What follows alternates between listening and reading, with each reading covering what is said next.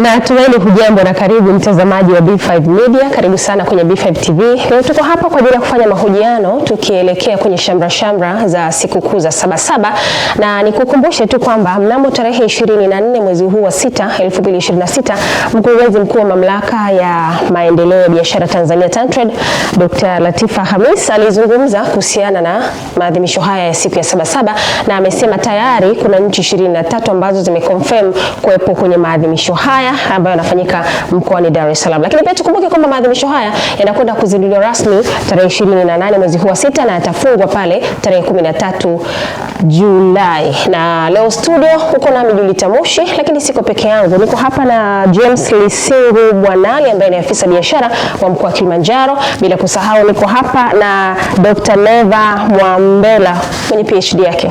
Huyu ni CEO wa Plant Biodependence. Tuzungumza mengi hapa kuelekea maadhimisho ya sikukuu hii ya Sabasaba. Nianze hapa kwake afisa biashara mkoa wa Kilimanjaro James, aanze kwanza kutuambia nini maana ya maadhimisho haya ya Sabasaba. Karibu sana.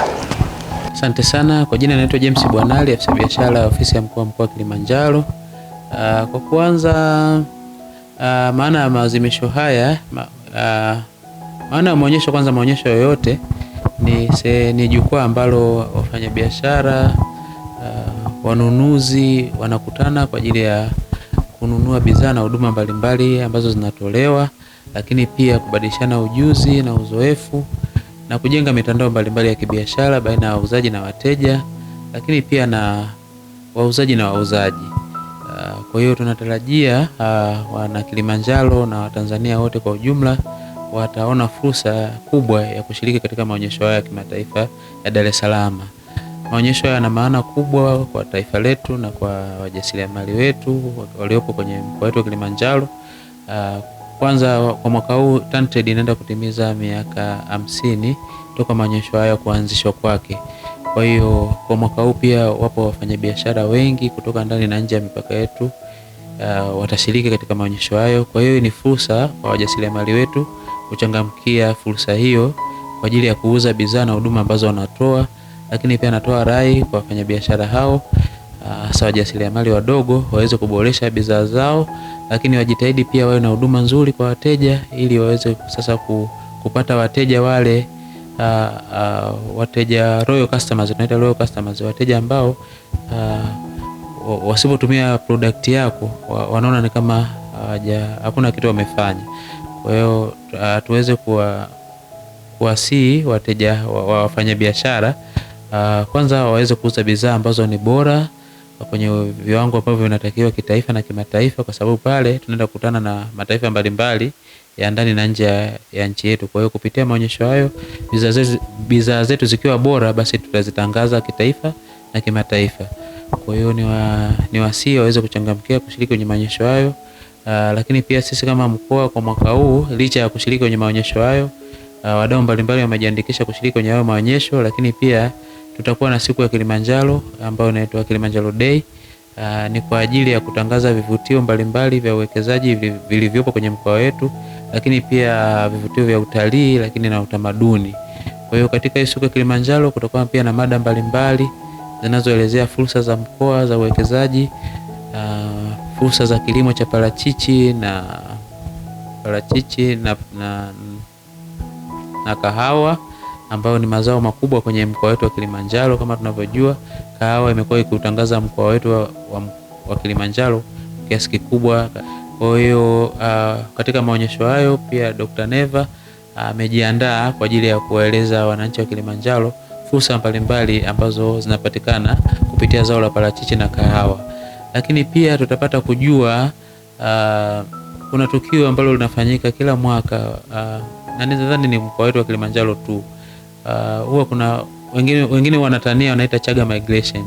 Wachaga huwa wanatoka maeneo mbalimbali ya nchi yetu kuja katika mkoa wetu wa Kilimanjaro kwa ajili ya kusherehekea kwa pamoja na ndugu zao ambao wapo Kilimanjaro, hasa ule mwisho wa mwaka mwezi Disemba. Kwa hiyo pia tutapata kujua nini ambacho huwa kinafanyika wakija kwenye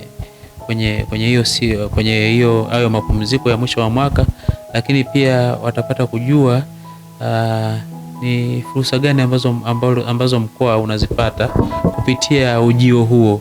Kwanza pia ni chanzo cha utalii.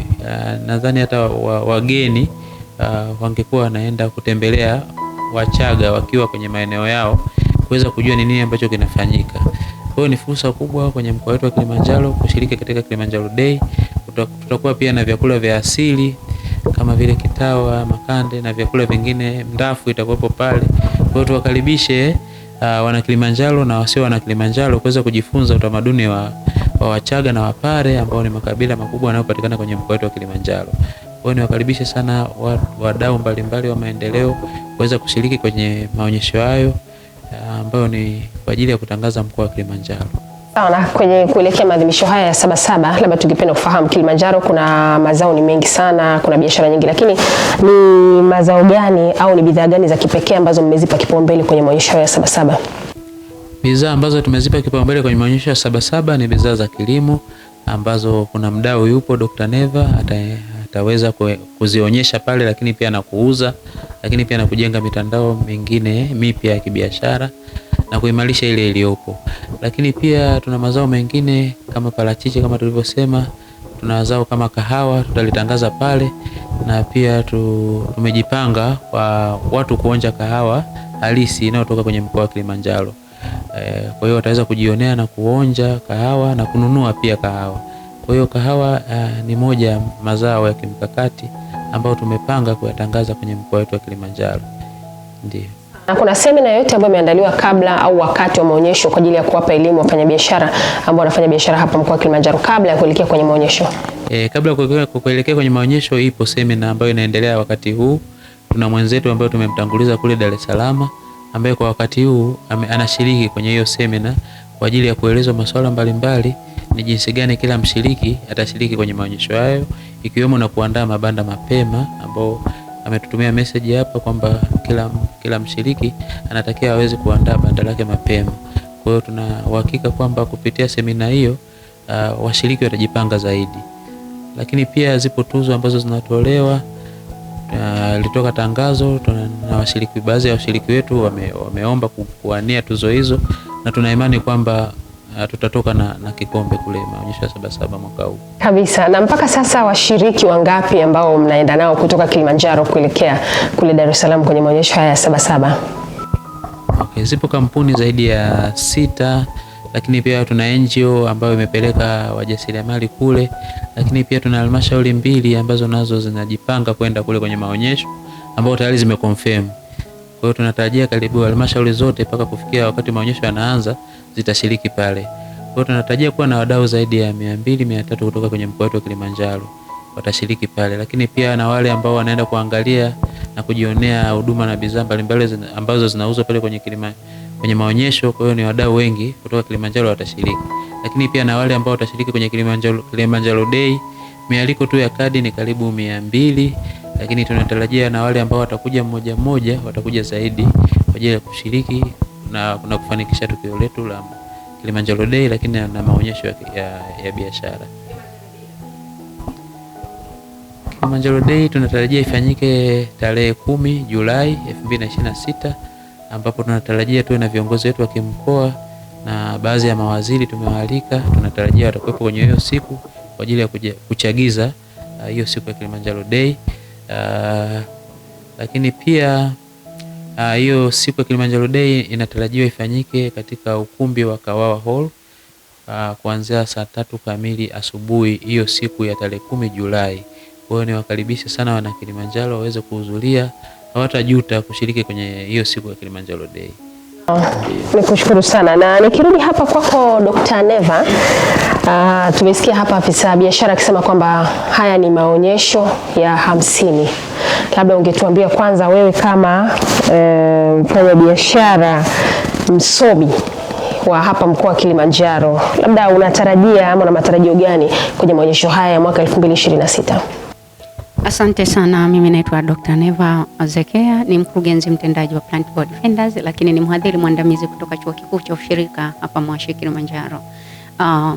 Maadhimisho haya ya 50 ya Sabasaba kwangu mimi ni zaidi ya mara 10, kwa sababu nimeanza kushiriki haya maonyesho tangu 2014.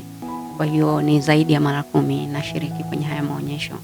Kwa hiyo ni fursa kubwa kwangu binafsi, kwa kampuni, kwa mkoa na kwa taifa. Kwa sababu kwa mwaka huu tumeiandaa au nashiriki kiukubwa zaidi. Sishiriki kama kampuni au kama binafsi, nashiriki kwa timu kubwa ya mkoa. Kwa maana ya kwamba tumejipanga kimkoa, sio kama mfanyabiashara. Mimi nawakilisha tu baadhi ya wafanyabiashara wa mkoa wa Kilimanjaro. Kwa hiyo tunaenda kiukubwa kwamba tunaenda kama mkoa kutangaza fursa mbalimbali za kibiashara, za viwanda, sio cha kwangu peke yangu na vya wengine, lakini fursa za kiutamaduni ambazo zipo. Fursa pia, unajua Kilimanjaro ni moja ya mikoa ambayo kwa upande wa elimu ni kubwa. Kwa hiyo tukio hili kwa kushiriki kwetu sio kwa ajili ya kualika wana Kilimanjaro tu, wa Tanzania na watu wengine. Umeona kwamba ni nchi zaidi ya 23 zimethibitisha ushiriki. Kwa hiyo Kilimanjaro, na wewe ni shahidi kwamba tuna shule nzuri za msingi, sekondari na vyuo vikuu vingi. Kwa mfano chuo kikuu cha ushirika ni kituo mahiri cha elimu ya ujasiriamali Afrika Mashariki, sio Tanzania, Afrika Mashariki. Sasa ni fursa ya kutangaza hizi fursa ili watu ambao sio wana Kilimanjaro, sio wa Tanzania, waweze kusoma katika taasisi zetu za elimu zilizopo Kilimanjaro. Kwa nini? Kwa sababu hizi zinachagiza pia uchumi. Watu wanapokuja kwa mfano kwenye utalii, watanunua bidhaa, mwingine atanunua dawa, mwingine atanunua chakula, mwingine atalala. Kwa hiyo unakuta mnyororo wa thamani, mtu mmoja anafanya pia wengine waweze kufaidi. Mimi pia nanunua bidhaa za watu wengine kupitia. Kwa hiyo unakuta sio mtu mmoja, ni watu wote tunafaidi kupitia haya maonyesho ya Sabasaba. Ni fursa sio tu kwa wana Kilimanjaro. Sisi kama mkoa ni sehemu tu ya kuonyesha kwamba vitu gani viko kwenye mkoa ambavyo ni faida pia kwa Tanzania, vinachagiza uchumi wa nchi, lakini tunaonekana kimataifa kwamba Tanzania tunafanya nini. Kwa mfano unapoongelea Plant Board Defenders, ni kiwanda pekee cha bidhaa za asili Afrika Mashariki ambacho pia kinamilikiwa na mzawa Mtanzania mwanamke, lakini kinatatua changamoto za kidunia, sio za Kitanzania. Sana. Na kwa sababu hii ni mara yako ya 10 kuhudhuria, labda kwa mfanyabiashara mwingine ambaye ana kiwanda chake cha kuzalisha bidhaa yoyote, unataka kumwambia nini? Faida gani zinapatikana kwenye kuhudhuria maonyesho haya Sabasaba? Nitoe rai kwa wafanyabiashara wa Kilimanjaro na wengine popote walipo kwamba ushiriki wa Sabasaba ni muhimu sana. Watu wengi wanachukulia kwamba ni sehemu ya kwenda kuuza. Mtu mwingine anaangalia nikilipia banda labda 1,000,000, je, nitauza 1,000,000? Akipiga hesabu hiyo anaona kama ni hasara. Lakini niwaambie kwamba hata mimi nilipoanza kushiriki nilikuwa hata siuzi 100,000.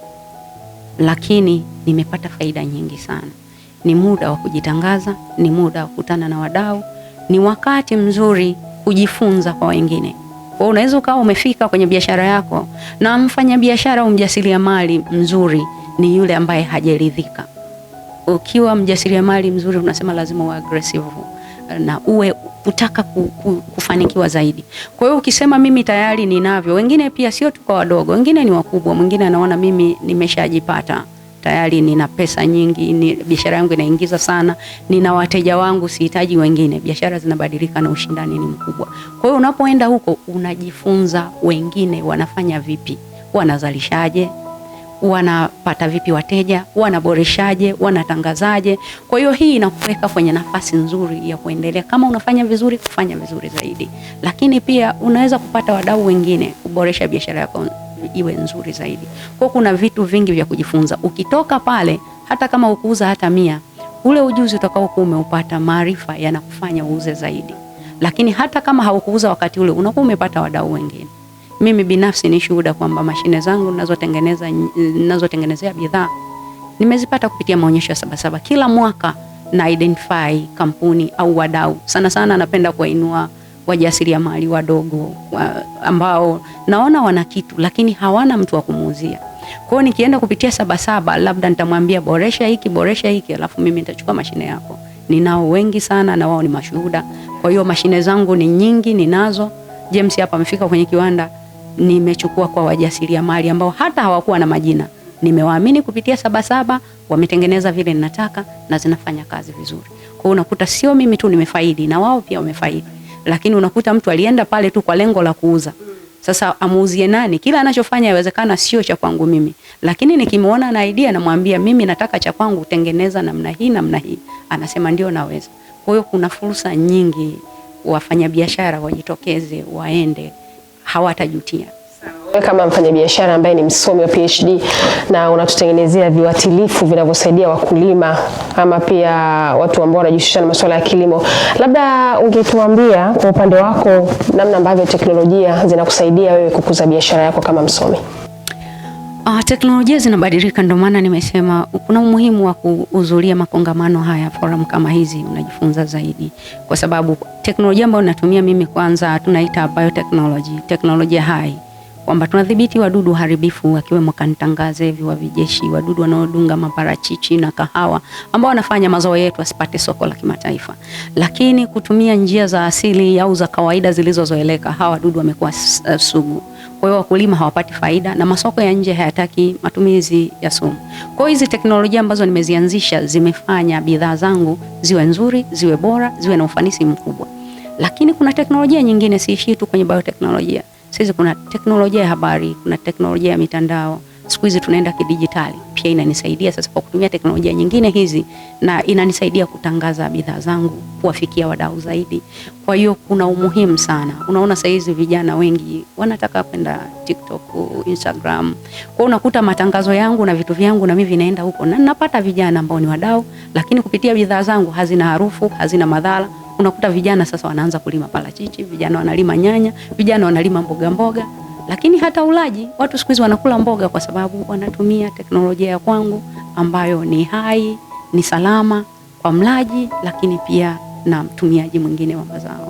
Kwanza nikupongeze sana kwa kuwasaidia wajasiriamali wengine ambao hawana hata majina, lakini unawasaidia. Sasa hapo kwa wewe ambaye ni mjasiriamali ama ni CEO wa Plant Biodefenders, naomba nirudi hapa kwake afisa biashara mkoa wa Kilimanjaro James, atuambie serikali pia imejipangaje kuelekea maonyesho ya Sabasaba kuwainua wafanyabiashara wakati au wale wadogo ambao wana bidhaa zao wangetamani kuwepo Sabasaba lakini hawajui utaratibu wa kufika kwenye maonyesho haya. Asante sana. Serikali ilijipanga toka tulipopata mwaliko wa TanTrade mapema sana, ilikuwa Februari. Tulipata mwaliko wa barua, tuliweza kuwafikishia manake utaratibu wa flow ya barua. Baada ya kupata barua kutoka TanTrade, basi tuzipeleka kwa wakurugenzi wa halmashauri za wilaya kuwaeleza juu ya fursa hiyo, waweze kuhamasisha wajasiriamali waweze kushiriki kwa wingi katika maonyesho hayo ya biashara.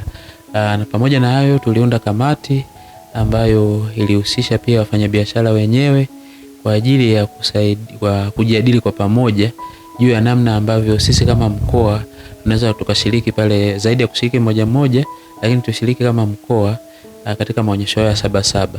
Kwa hiyo serikali ilishirikiana na wadau kwa ajili ya kuhamasisha kushiriki, ambao wapo waliohamasika wakachukua mabanda, lakini wapo pia ambao tayari wakati wa hicho kikao walikuwa tayari washalipia mabanda yao.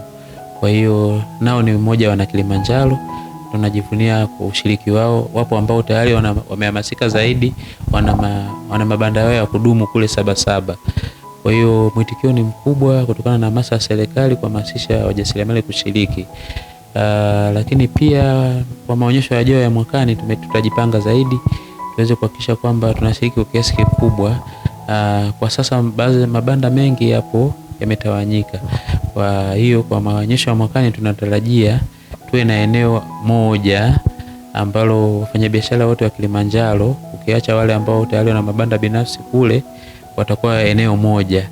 Kwa tutajipanga na tutakuwa na shughuli nyingi zaidi za kusherehesha ushiriki wa mkoa katika maonyesho hayo. Sawa, wakati tunaelekea ukingoni, labda kuna mtu anakutazama ni mfanyabiashara angetamani kuwepo kwenye hayo maonyesho, labda kuna taratibu gani anatakiwa azifuate ili awepo miongoni mwa watu watakaoenda kwenye maonyesho hayo? Okay. Kutokana na mahitaji ya mabanda na mwitikio wa wafanyabiashara kushiriki kwenye hayo maonyesho, kwa sasa mabanda yamejaa, lakini pia anaweza akaja akalipia kiingilio getini akipungua shilingi 7,000 akaingia, hasa ile siku ya Kilimanjaro Day. Anaweza akaja kushiriki kwenye maonyesho, kuangalia bidhaa za wafanyabiashara kutoka Kilimanjaro, lakini tukamkaribisha zaidi siku ya Kilimanjaro Day ambayo ndio siku ya muhimu kwake kwa ajili ya kuja kujionea masuala mbalimbali, vitu mbalimbali ambavyo vinapatikana kwenye mkoa wetu wa Kilimanjaro. Kwa hiyo labda ajipange kwa mwakani, mtu ambaye anapenda kushiriki atajisajili kwenye mfumo wa TanTrade na ataomba banda, lakini sisi tunataka mwakani tuwe na eneo moja. Kwa hiyo tuwaombe yoyote ambaye anataka kushiriki kwenye maonyesho ya mwakani awasiliane na Dr. Neva hapa, atatoa namba mwishoni na mimi nitatoa namba yangu mwishoni. Kwa hiyo mtu yoyote ambaye anataka kushiriki kama mwakani asiende kama yeye. Sisi tunataka kila mwaka tu tunashiriki kama mkoa. Kama mkoa tuwe eneo moja, kabla ya kwenda tujadili jinsi gani tunaenda kushiriki kwenye maonyesho.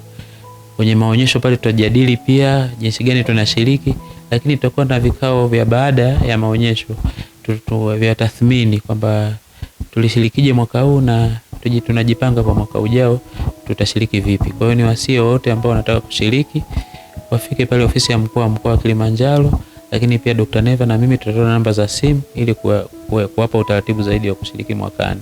Lakini kwa mwaka huu tuwaombe walipie kiingilio pale getini, waje zile siku kama amebanwa sana au anaweza akaja ile siku ya Kilimanjaro Day, basi akaangalia nini kinafanyika pale, hata toka bure. Sawa kabisa. Na kwa upande wako Dr. Neva, ni ushauri gani unawapa vijana ambao wanatamani kuingia kwenye ujasiriamali? Na baada ya hapo utatueleza namna ambavyo unapatikana, kiwanda chako kiko wapi, mnahusika na masuala gani pale ndani, mnazalisha vitu gani? Lakini tuanze kwanza na ushauri. Vijana ambao wanataka kuingia kwenye ujasiriamali, unataka kumshauri nini? Asante. Ujasiriamali ni rahisi sana na vigumu sana. Moja ya nguzo ya ujasiriamali uvumilivu na kutokata tamaa, lakini kuwa na shauku ya kufika mahali unataka kuwa. Lakini njia sio nyepesi. Kijana awe tayari kuanza kwa namna ambayo hata kama ni ndogo sana, unapata kitu kidogo sana aweze kuvumilia. Kwa mfano Plant Biodefenders tunakaribisha mawakala na tuna mawakala zaidi ya 60 nchi nzima, ambao kupitia uwakala kwa vijana tunawezesha. Mimi ni Mtanzania, kama nilivyosema ni mhadhiri. Najua huko vyuo vikuu serikali haina uwezo wa kuajiri vijana wote ambao wanamaliza katika vyuo vikuu, ni vingi sana. Kwa hiyo kupitia hiyo hapo tuna fursa mbalimbali. Kwa mfano mimi kwenye kampuni nawapa vijana wanakuwa mawakala, kwa sababu kama kuna namwamini au namfahamu, sio lazima nifahamiane naye mimi.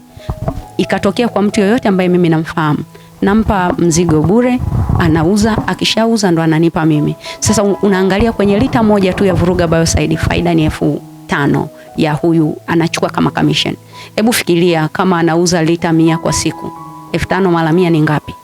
Sasa hii si zaidi ya ajira, lakini nimesema ujasiriamali wataka moyo. Na hapa kwangu hauhitaji mtaji. Ni hiyo tu, nina bidhaa nyingi, sio Vuruga Biocide, nina Nemo na Plantilishe. Ziko nyingi na bidhaa zaidi ya 15 na zote zinatoka. Na siwezi kusafirisha kutoka hapa kila siku kupeleka Dar es Salaam, kupeleka Mbeya, kupeleka maeneo. Kwa hiyo nahitaji mawakala maeneo mbalimbali. Ni sehemu ya kuanzia. Lakini pia waje Sabasaba, wakutane na mimi mwenyewe, wakutane na wadau wengine, tuwape elimu, tuwape ujasiriamali. Pia siku ya Kilimanjaro Day tuna tarehe 10, tuna semina pale. Kutakuwa na vipindi, tunawasha pale, tunafundisha. Na mimi mwenyewe nitakuwa sehemu ya kufundisha. Kwa hiyo nitafundisha fursa zilizopo, ujasiriamali uliopo, sio kutoka kwangu tu ndani ya mkoa wa Kilimanjaro, na ujuzi kwa ujumla kwa Watanzania wote kwamba ni namna gani wanaweza wakaingia na wapi kuna fursa ambazo vijana wanaacha. Kuna mahali vijana wanakimbilia, lakini kuna fursa ziko nyingi sana, hasa kwenye mnyororo wa thamani wa kilimo. Sio lazima uingie shambani. Unaweza ukawa tu mchukua mazao shambani na kupeleka sokoni. Unaweza ukawa msafirishaji tu. Sio kwamba watu ukisema msafirishaji siku hizi wanachukulia kwamba boda. Hapana, kuna vitu vingi. Lakini kuna fursa za kuchakata.